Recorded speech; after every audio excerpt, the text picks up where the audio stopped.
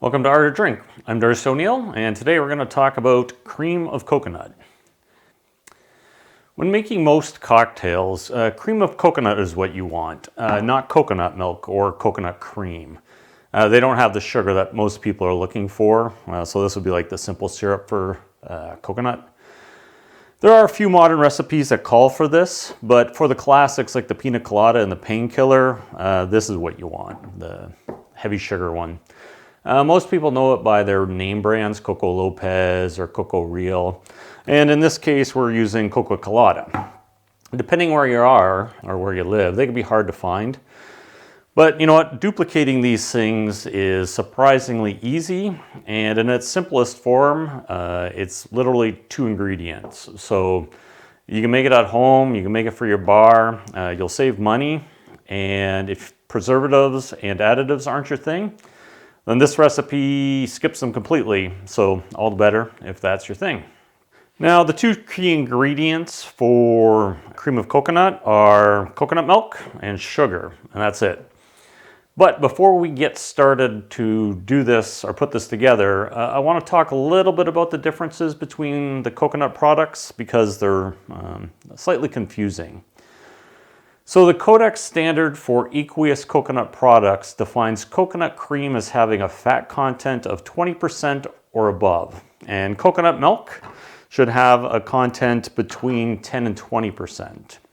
When it comes to labeling, manufacturers are very different. There's a lot of different countries these come from. So what you actually have to do is you have to look at the serving size and the fat content. And then you have to do a quick calculation.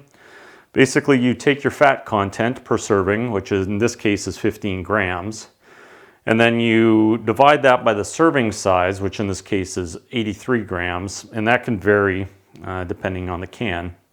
But when you divide 15 by 83, you're going to end up with 0.18. We multiply that by 100, and that's going to give you your fat content. So for this, it's 18%. Now, cream of coconut, this stuff, is a manufactured product, and the name definitely confuses people. It's similar to a French liqueur, where they use, such as crème de menthe or crème de mûre. And if you think of it that way, it's a little bit easier to realize that it has a lot of sugar. And the crème de mûre and the crème de menthe comes from the early 1800s, and it was specifically about adding sugar to a liqueur or a liquor. And it could have meant a couple things. It could have meant a thickened like cream, or it could also meant the best, like cream of the crop or the crème de la crème. So let's talk a little bit on how to make this, and it is quite simple. All you need is 1 400 ml can of coconut milk and 375 grams of sugar. Simply mix the 2 in a pot and dissolve. Now, you'll probably need to add a little heat to get the sugar dissolved because it's quite high. But basically, if you can mix 2 things together, you can make this. Now, coconut cream will work, but dissolving the sugar into that high fat content may take some extra time. And the combination of fat and sugar is rich, delicious, and a calorie bomb.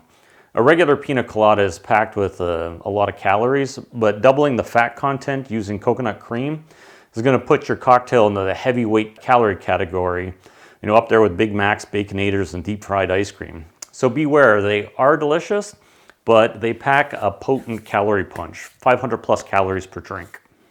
Because the sugar content is high, do apply the heat, but you don't need to boil it. You just need to get the sugar into solution. If you bring up the heat to above 80 degrees Celsius, that will kill off any bacteria and it will help preserve it for a while.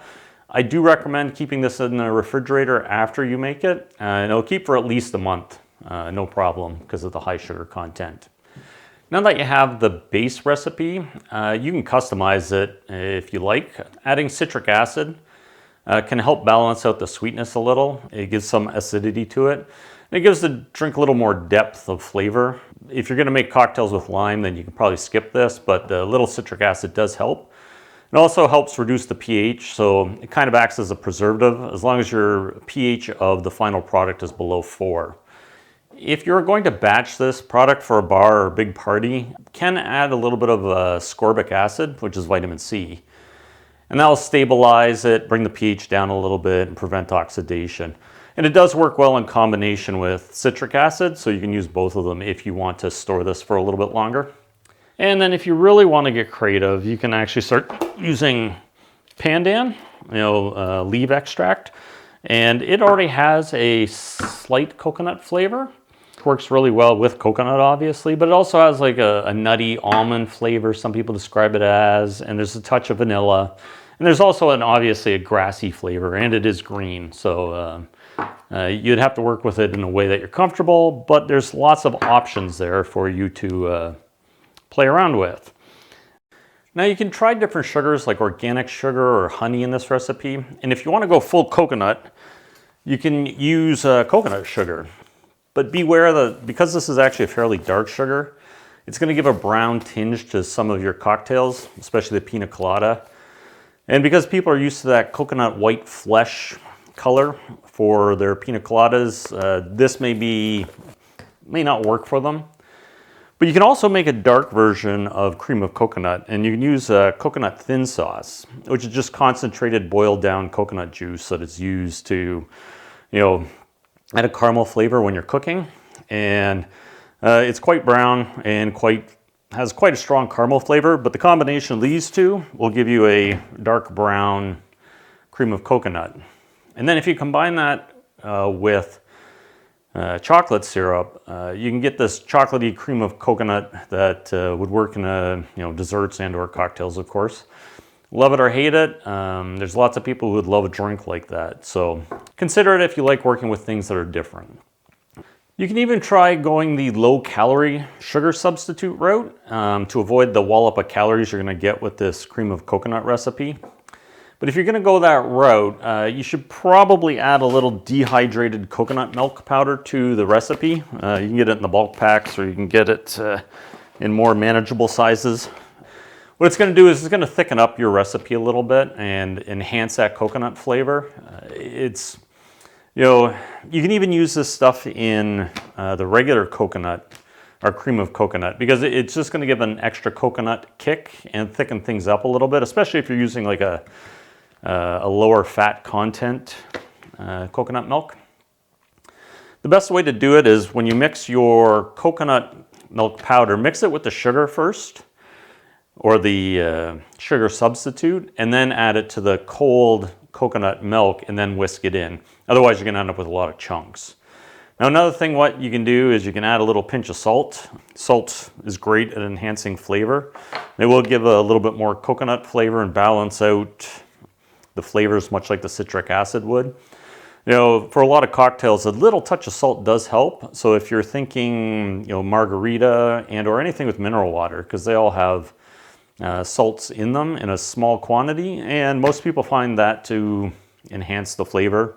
It's just human nature. Now, if you're going to, you can use this milk substitute, so it's a non-dairy coconut beverage. These are really low in fat, so around 1%. And again, it may work because you're just basically making a simple syrup when you're combining this with sugar. You can try it out. It's a low-calorie option or a low-fat option if that's your thing. But I would, again, the coconut powder will enhance the coconut flavor and the mouthfeel. And that's part of the interesting and enjoyable thing about cream of coconut is that it's got this thick, viscous mouthfeel, even when blended with ice and a pina colada.